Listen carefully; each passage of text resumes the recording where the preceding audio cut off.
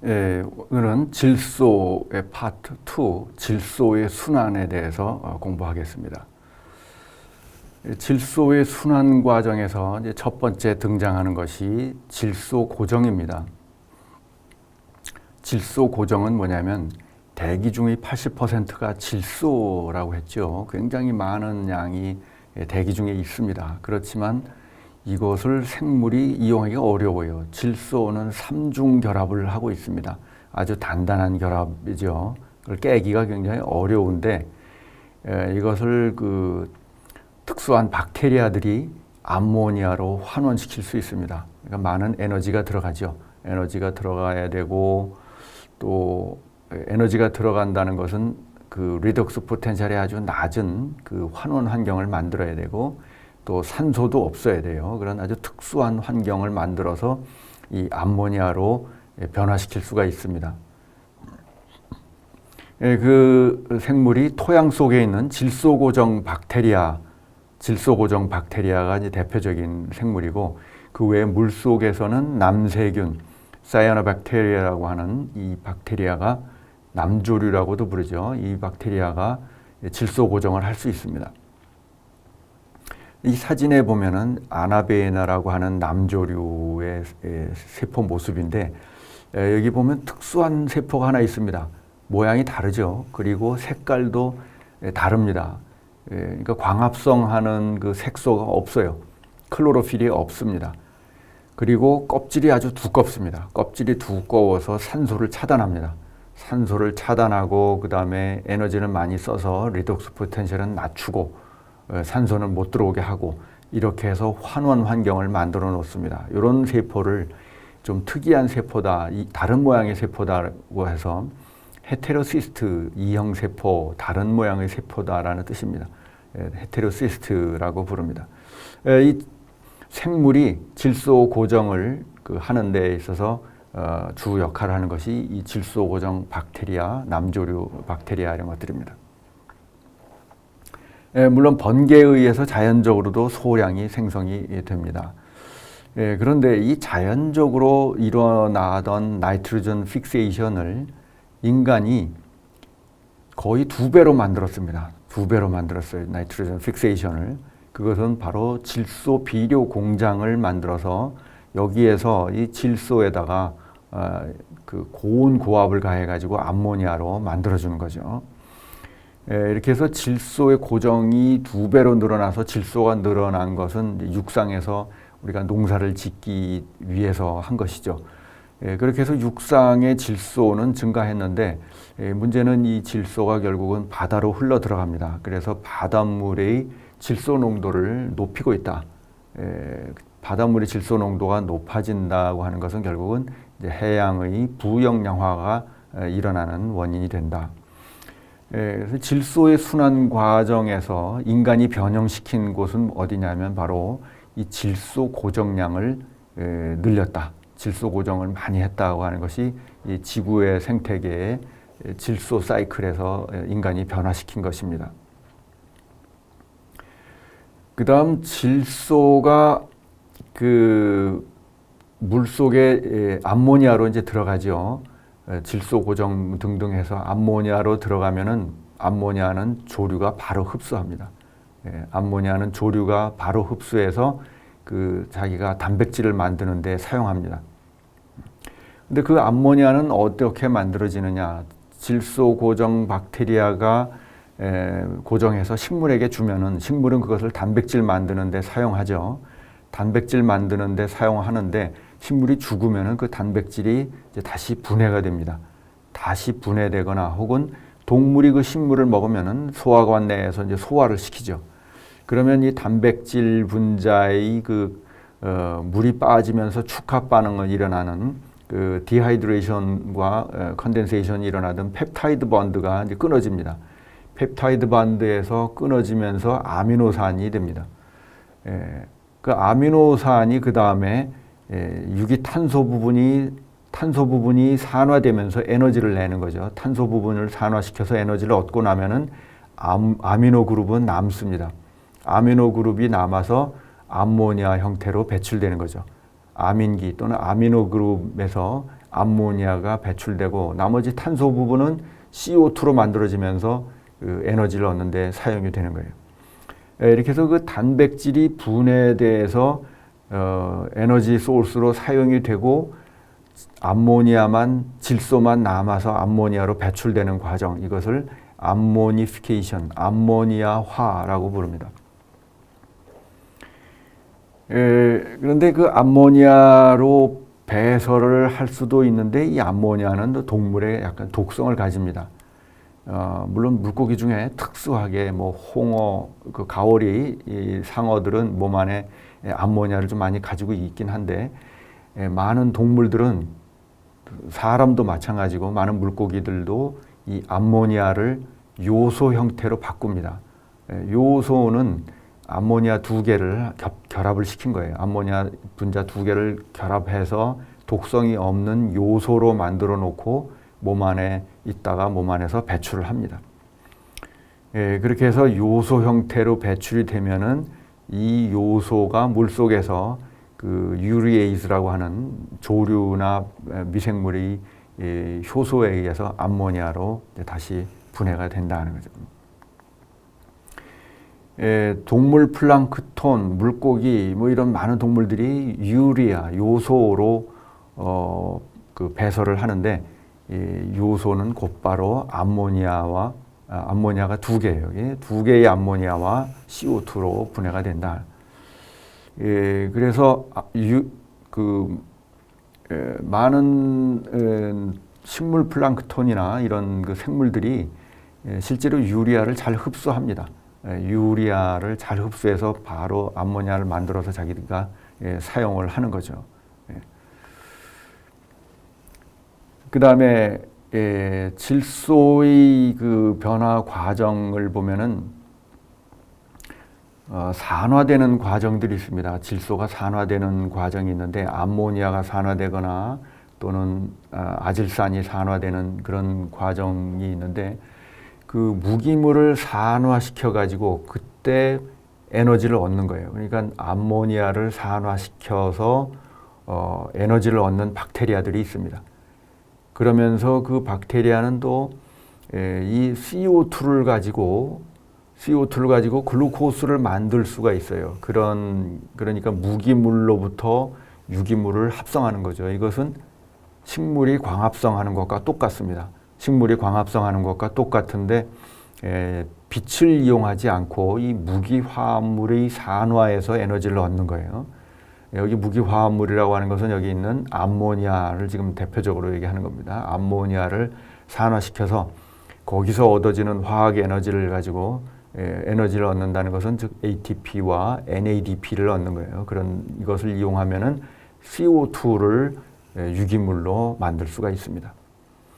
이렇게 해서 이 CO2를 유기물로 만드는 과정은 광합성과 같습니다. 다만 그때 얻어지는 ATP와 NADP를 무기물의 화학 에너지에서 얻는다, 산화 에너지에서 얻는다고 해서 이것을 뭐라고 하느냐 하면은 광합성에 대비해서 화학합성이라고 불러요. 케모신테시스라고 부릅니다.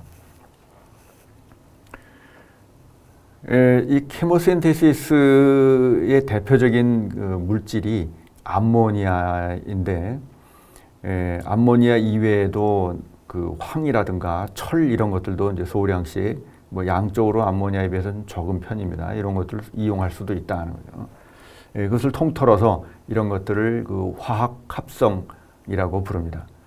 자, 암모니아의 경우 보면은 암모니아가 산소하고 결합이 돼서 산화되는 거죠. 산화되면서 나이트라이트, 아질산이 만들어집니다. 아질산이 만들어지면서 이때 에너지를 얻는다 이런 말입니다. 이때 관여하는 박테리아가 이제 암모니아를 산화시키는 나이트리파잉 박테리아라고 부릅니다. 나이트리파잉 박테리아라고 부르는데 이 첫 단계 나이트라이트까지 산화시키는 아질산까지 산화시키는 박테리아가 있고 그 다음에 이 아질산을 또 질산이온까지 산화시킬 수가 있습니다. 여기도 소량의 에너지가 나오죠. 이렇게 해서 두 단계로 산화됩니다. 암모니아는 암모니아에서 나이트라이트, 그 다음에 나이트라이트에서 나이트레이트 이렇게 두 단계로 산화되면서 에너지를 얻는다 하는 거죠. 이 화학 합성을 하는 박테리아 중에는 질소, 암모니아 외에도 이 황 같은 것을 쓸 수도 있습니다. 물속에 H2S 같은 그런 환원된 황이 있으면 이 환원된 황을 이게 그 설퍼라든가 또는 최종적으로 더 한 번 산화시키면 설페이트까지 산화시켜서 에너지를 얻습니다. 그 외에 그 환원된 철, 이가철이 삼가철로 바뀌는 겁니다. 이가철을 삼가철로 산화시키면서 에너지를 얻는 이런 박테리아들도 있고, 이런 것들은 다 이 무기물인데, 무기물이라는 것은 유기탄소와 결합되어 있지 않은 거죠. 그러니까 에너지가 뭐냐면 환원된 탄소가 CO2로 산화되면서 에너지를 얻는 것은 그 유기물을 산화한다고 표현하고, 그 외에 다른 물질들은 무기물을 산화한다. 그래서 이것을 화학 합성이라고 케모신테시스라고 부릅니다. 그다음 질소의 순환 과정에서 또 중요한 것이 디나이트리피케이션입니다. 탈질 작용이에요. 이 탈질 작용에 관여하는 박테리아는 탈질 박테리아 또는 영어로는 디나이트리파잉 박테리아라고 부르는데, 이 디나이트리피케이션이라는 것은 질산 이온을 아질산으로 환원하고 아질산이 N2로 환원이 됩니다. 그러니까 산화될 때는 암모니아가 아질산이 됐다가 질산이 되는데, 환원될 때는 질산에서 아질산으로 그 다음에 질소로 이렇게 갑니다. 이렇게 해서 대기 중으로 휘발해 나가는 거죠. 이 질소 순환고리에서 중요한 역할을 합니다. 뭐냐 하면은 대기로부터 물속으로 들어오는 질소의 양을 인간이 2배로 늘렸죠. 질소 고정을 많이 해서. 그럼 질소가 물속에 많이 늘어났는데, 이 디나이트리피케이션은 그 질소를 대기 중으로 다시 되돌려 보내는 과정입니다.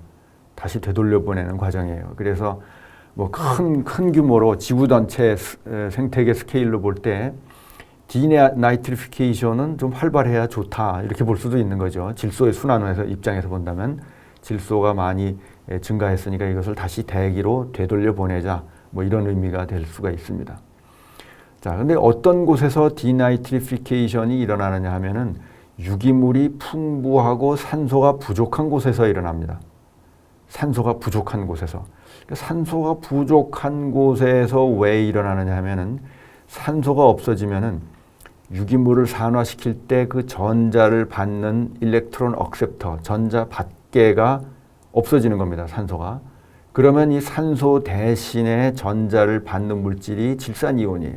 그 질산이온이 전자를 받으면 질산이온이 환원이 돼서 N2가 되는 겁니다. 그래서 이 탈질 작용은 어디에서 일어나느냐 하면 부영양호의 성층기에 유산소층과 무산소층의 경계에서 일어납니다.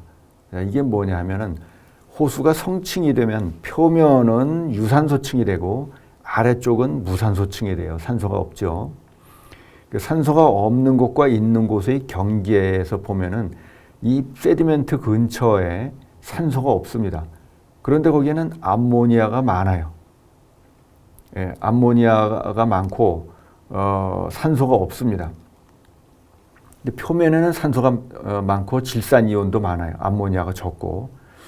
자, 그런데 이 경계면에서 이 나이트레이트가, 표면에 있는 나이트레이트가 산소가 없어진 곳에서 산소 대신 전자를 받아가지고 그 N2로 바뀐다 하는 거죠. 그림으로 표현하자면 이렇게 됩니다. 유기물이 산화되는데, 산화될 때 일렉트론이 나오죠. 일렉트론을 내보내고 유기탄소가 CO2와 H2O로 환원이 됩니다. 산화가 됩니다. 그럼 이 전자를 뭔가가 받아줘야 돼요. 그 받아주는 일렉트론 억셉터들이 여기 쭉 있는데, 보통 호기성 생물들은 다 산소를 일렉트론 억셉터로 사용합니다. 그러니까 산소 분자가 일렉트론을 받아서 물이 되는 거죠.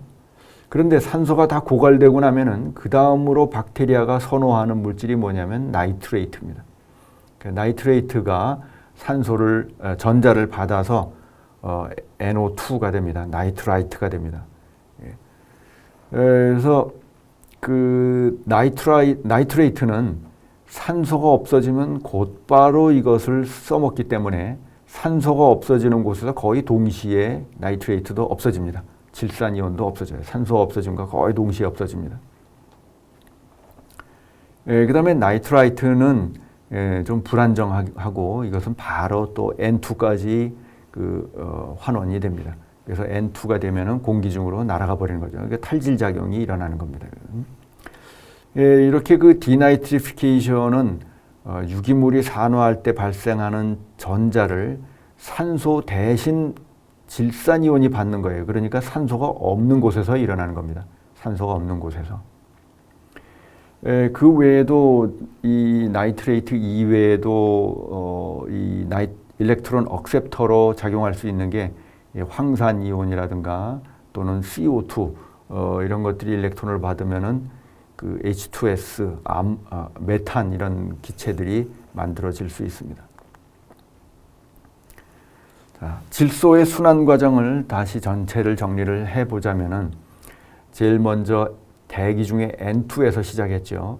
대기 중의 N2가 질소 고정, 나이트로젠 픽세이션에 의해서 이 박테리아, 뿌리 혹 박테리아들이 만들어냅니다. 그러면 식물로 들어가고 또 남조류는 그것을 또 고정해서 플랑크톤이 되죠. 이건 이제 자연적인 박테리아에 의해서 일어나는 고정이고 지금 인간이 한 것은 이 N2 고정을 비료 공장에서 많이 해가지고 질소를 플랑크톤에 공급을 하는 겁니다. 자, 그러면 플랑크톤은 동물 플랑크톤에 먹히죠. 또 어류가 먹죠. 이런 동물은 배설을 합니다. 배설을 하면은 유리아 형태로 배설을 해서 유리아가 곧바로 암모니아가 되는 거죠. 암모니아가 되고 그 암모니아는 박테리아에 의해서 나이트라이트를 살짝 거쳐서 대부분 나이트레이트로 많이 존재하게 됩니다. 나이트레이트는 또 이 하천이나 빗물, 강물 뭐 이런 데에서 많이 또 들어올 수가 있죠. 또 빗물에는 이 암모니아도 또 들어 있습니다. 그래서 암모니아가 공급이 되고 또 세디멘트에서 암모니아가 만들어지는데 대개 세디멘트는 무산소 상태가 됩니다. 유기물이 거기에 많이 퇴적이 되어 있기 때문에 산소가 없어요. 그러니까 질소는 암모니아에서 이렇게 산화되려면은 산소가 있어야 되는데 산소가 없기 때문에 암모니아 형태로 배출이 됩니다. 호수 심층에는 암모니아가 많이 들어있는 거죠. 부영양호와 빈영양호의 질소의 분포를 비교해 보면 이렇게 됩니다. 자, 빈영양호에서는 여기 세타가 수온입니다. 수온이 이렇게 성층이 일어났어요. 그러니까 표면은 따뜻한 물이고 아래는 찬 물이고 이렇게 층이 나누어졌는데 산소 농도를 보면은 표면에도 산소가 많고 심층에도 산소가 많아요. 빈영양호에서는 심층에도 연중 산소가 많다. 자, 이런 곳에서는 질소가 어떤 형태로 존재하느냐면 대부분 질산이온, 나이트레이트로 존재합니다. 질산이온으로 이렇게 존재하고 암모니아는 아주 소량이죠. 아주 미량이 있습니다. 암모니아는 곧바로 산화돼서 나이트레이트로 다 산화돼 버리기 때문에 많이 존재하지 않습니다. 또 조금 있으면은 그 식물 플랑크톤이 바로 자기 그 질소의 소스로서 흡수해 버립니다.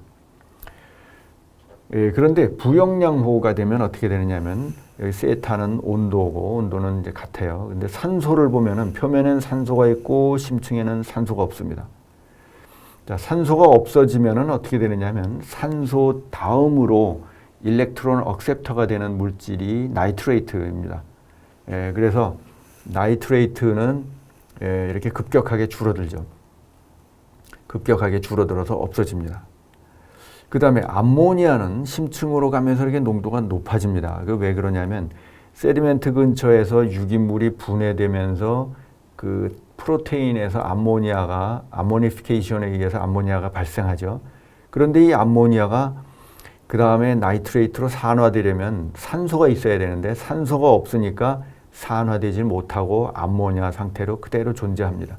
예, 그래서 세디멘트 근처에서 배출되는 유기물이 분해되면서 배출되는 암모니아가 산화되지 못하고 암모니아 형태로 존재한다는 거죠. 또 다른 그 예를 보면은 플랑크톤이 많이 번성하는 그런 그 호수하고 소양호는 좀 플랑크톤이 좀 적은 빈영양호에 가까운 중영양 정도의 호수입니다.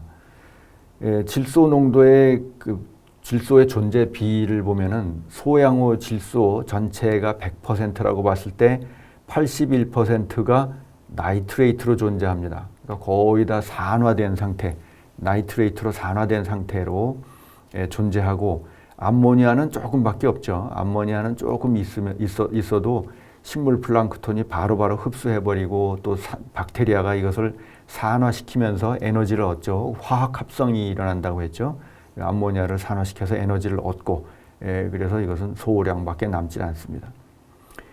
근데 왕송지라고 하는 저수지는 상당히 부영량한 호수입니다.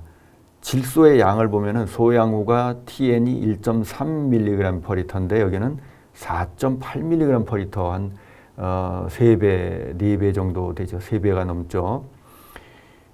그런데 그 나이트레이트로 존재하는 양이 반밖에 안 되고 나머지는 없습니다. 나머지는 뭐냐면 여기 쓰진 않았지만 오르가닉 나이트로전입니다. 단백질로 존재하는 거예요. 그 단백질은 뭐냐면 살아있는 LG입니다. 조류 세포입니다. 조류나 박테리아 세포들로 그 질소, 유기질소 형태로 많이 존재한다. 그래서 존재 형태로 보면은 빈영양호 깨끗한 물에서는 나이트레이트가 거의 대부분입니다. 나이트레이트가 대부분인데 부영양하고 플랑크톤이 많이 사는 곳에서는 그 유기질소의 양이 많아진다. 유기질소 단백질의 양이 많아진다 하는 것이죠. 이것으로 질소의 순환 과정 공부를 마치겠습니다.